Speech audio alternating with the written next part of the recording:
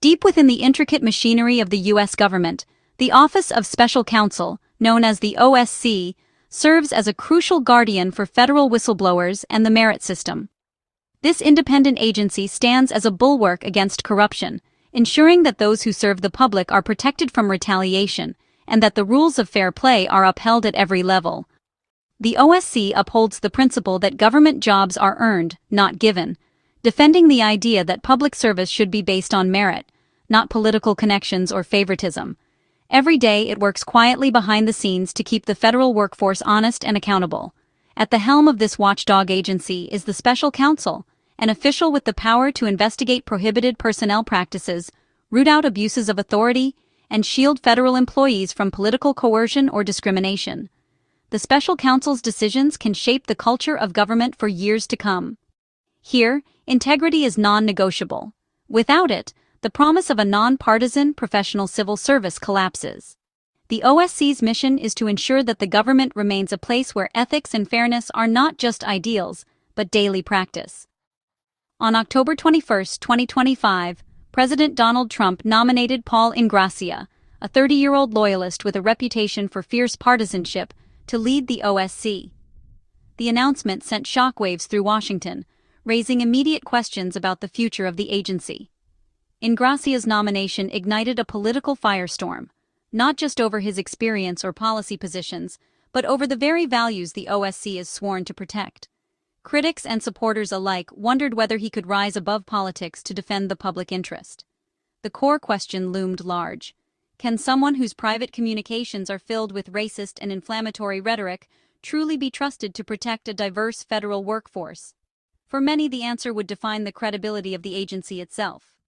The revelations about Ingrassia's past have fractured the Republican Party, forcing lawmakers to choose between party loyalty and the ethical standards that underpin American governance. The debate has spilled beyond the halls of Congress, stirring public outrage and concern. This is more than a political skirmish. It's a test of the ethical guardrails of our republic, a moment that will reveal whether our institutions can withstand partisan pressure and remain true to their founding principles. In the end, the question remains: who do we trust to police our government, and what kind of leadership do we demand from those who guard our democracy?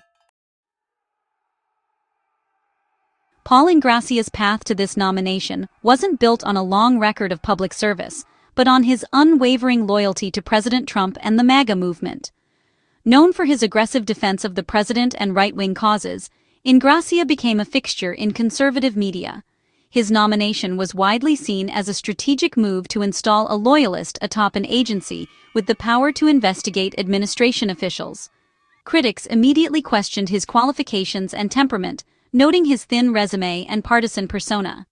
The White House's push for Ingrassia signaled a desire to prioritize political loyalty over the OSC's independence. Even before the most damning revelations, the nomination was fraught with tension. The administration gambled that they could weather criticism about his inexperience and partisanship, but they were unprepared for the explosive content of Ingrassia's private communications. That bombshell would change everything. On October 20, 2025, Politico published a bombshell, an explosive exposé that sent shockwaves through Washington. The story revealed a trove of text messages from Paul Ingrassia, sent to fellow Republican operatives, filled with racist, bigoted, and hateful statements. The messages, numbering in the dozens, painted a portrait of a man whose private words stood in stark contrast to the public trust he was seeking. The leak was not just a political scandal, it was a moment of reckoning for the entire nomination process. These weren't offhand remarks. They were explicit, repeated, and deeply disturbing. The language was not coded or subtle, but brazen and unapologetic, leaving little doubt about the intent behind the words. In one message, Ingrassia wrote, "Blacks behave that way because that's their natural state. You can't change them. Proof: all of Africa is a shithole." The words were shocking, not only for their content, but for the casual way they were shared among political insiders. He dismissed the principle that all men are created equal, insisting, "We need competent white men in positions of leadership." This wasn't just a rejection of American ideals. It was a direct attack on the very foundation of equality and justice. He attacked Martin Luther King Jr. Day, a symbol of civil rights progress, and wrote, "Never trust a Chinaman or Indian. Never. Specifically targeting Vivek Ramaswamy. The breadth of his animus was staggering, touching nearly every minority group. Most chillingly, he admitted, "I do have a Nazi streak in me from time to time." The admission was not a slip, but a window into a mindset that many found terrifying. The publication of these texts shifted the debate from experience to character. Suddenly, the question was not about policy or qualifications, but about the moral compass of a nominee. The man nominated to protect federal workers from discrimination was now on record espousing beliefs that denigrated entire races and religions. The contradiction was impossible to ignore. The question for the Senate: is he morally fit for public trust? Could someone with such views be trusted to uphold the rights of all Americans, regardless of race or creed? The controversy was no longer about qualifications. It was about the soul of the office.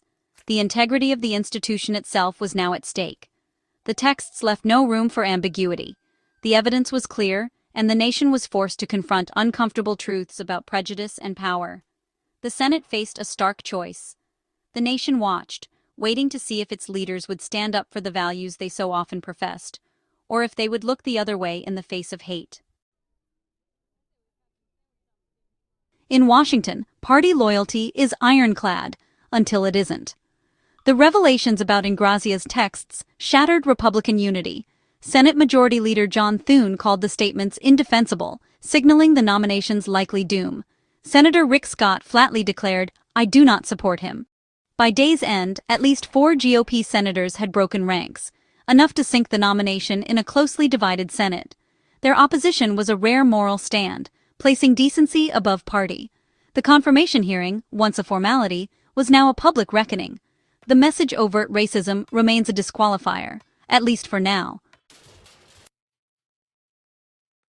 Facing collapse, Ingrassia's legal team scrambled for a defense. His lawyer, Edward Andrew Paltzik, floated contradictory explanations.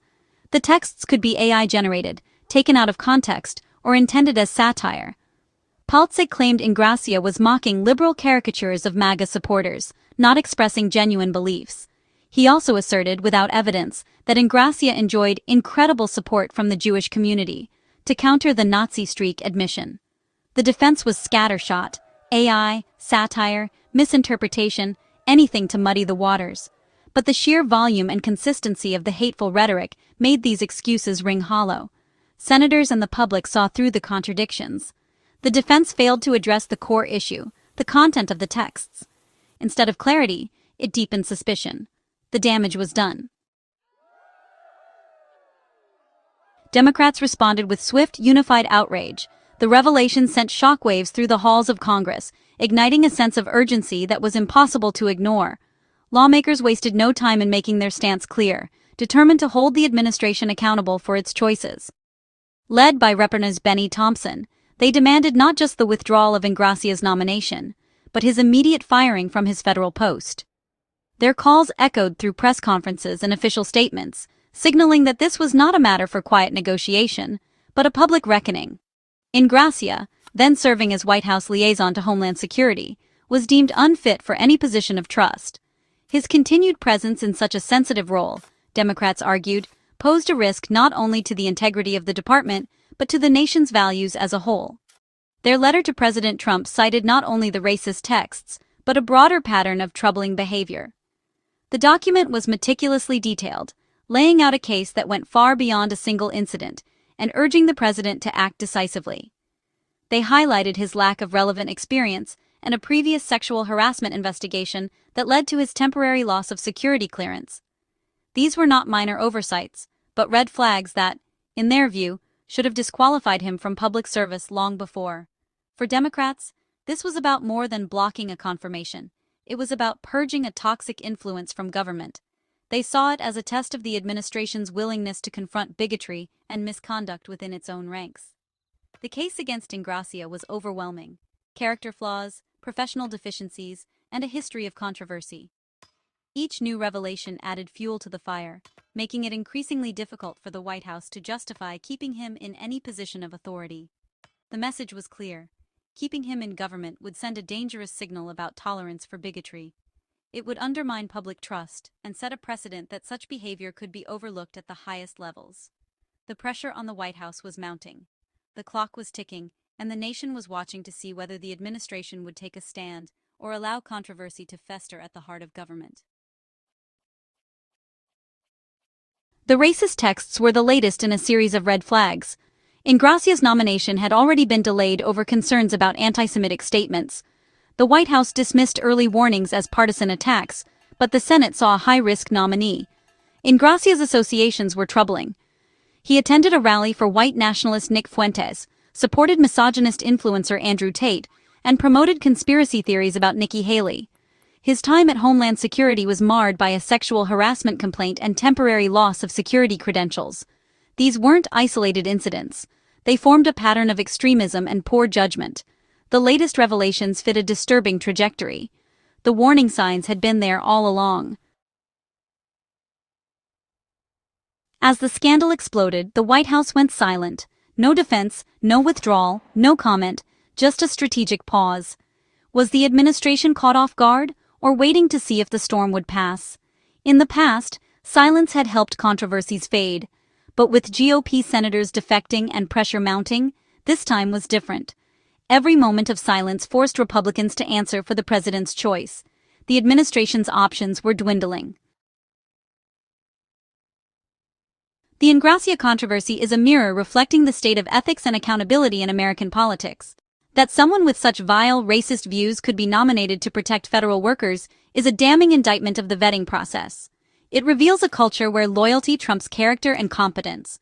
The administration's initial defense, despite red flags, shows a dangerous tolerance for extremism. The rare Republican opposition offers hope that some ethical lines remain.